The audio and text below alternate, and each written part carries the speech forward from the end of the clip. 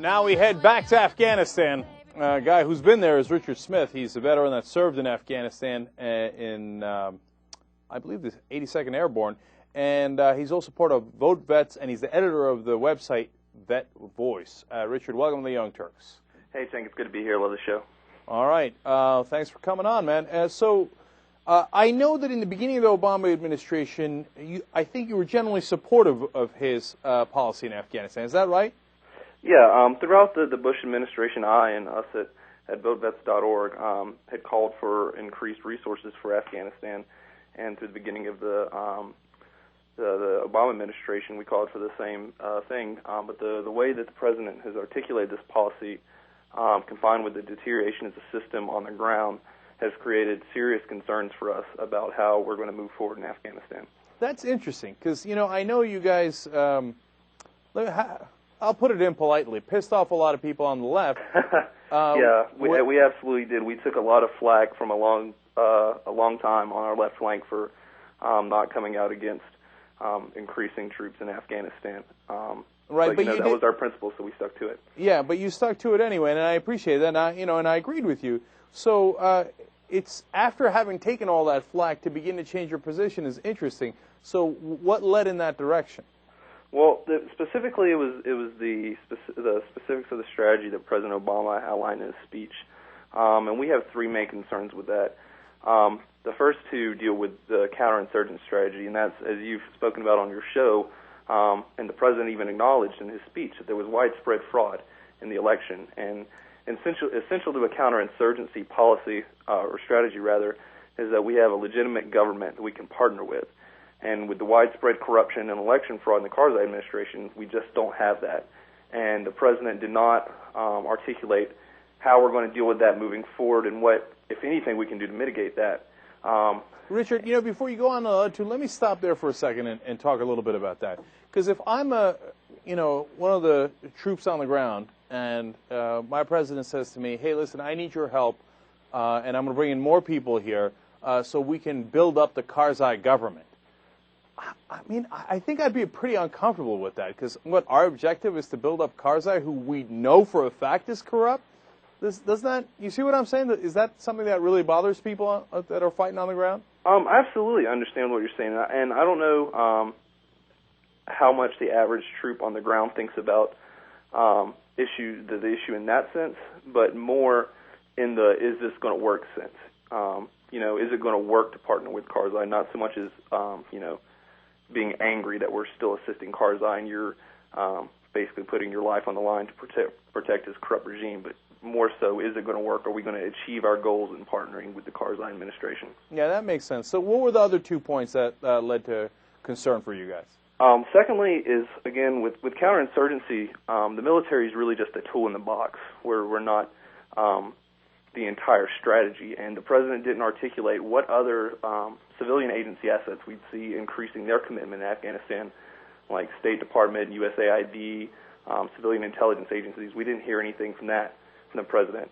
And lastly, and what I think is the most important point, is the effect that this is going to have on what I call force sustainability, which is issues like dwell time, which is the amount of time troops have at home between deployments, the length of deployments, and stop-loss policy. Now, I'll tell you, in 2007, at the height of the surge, we had roughly 202,000 troops deployed overseas between Iraq and Afghanistan. And during that period, I myself was in Afghanistan. I was stop-loss. I was doing a 15-month deployment, and the guys in my unit had been home well under a year between deployments. Excuse me. And now what we're looking at is having, with the additional troops in Afghanistan and not increasing the pace of withdrawal from Iraq, around 220,000 troops overseas. And the administration at first, from not just the White House but also the Pentagon, Secretary Gates, Secretary Mullen, Chairman of the Joint Chiefs Mullen, both said that this wouldn't have an effect on those issues. Well, yesterday in his testimony before the Senate, Admiral Mullen came out and said that this would affect dwell time, and we wouldn't see an increase in dwell time in the way that we had planned. So that's really the biggest concern that we have at Vote Vets. All right. Now, so that's a lot of concerns that we built up here. David Sirota wrote today that he fears that the extra 30,000 troops doesn't really do effective counterinsurgency because, according to the manuals written on that by the military, United States military, you need 600,000 troops in Afghanistan to be able to do it, and here we would get up to 100,000 of our own troops. So that number is a bit misleading. That is what it says in the counterinsurgency field manual, of course, but that also includes local national security forces, and also that number takes into account the complete population of Afghanistan, when really the only volatile regions that we need to give extra attention to secure are in the east and the south. All right, well then let's go off that, and that's a great point, Richard. So what's do you think that the 30,000 additional troops at least actually helps on the ground for the purposes that are stated? Well, I mean, I hate to answer a question with a question there, Cenk, but I mean, what are the purposes that are stated? That's another thing we didn't hear in the speech last night. What is the definition of victory? What will success look like in Afghanistan? How will we know that we have succeeded and that we're ready to come home? Yeah, that's a good question.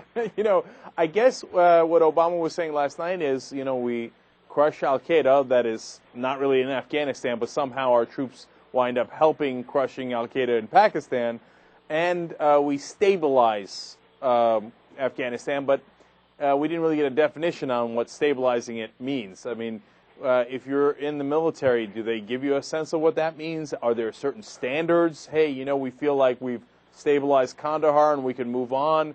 How do we make that judgment call? Do you have any idea? Generally, I mean, I wasn't, one of the big wigs planning in Washington or at the Pentagon or anything. I was just a Joe on the ground with my rifle, but usually it doesn't trickle down to that level. You're given a specific mission and specific goals from that mission, what you're going to do.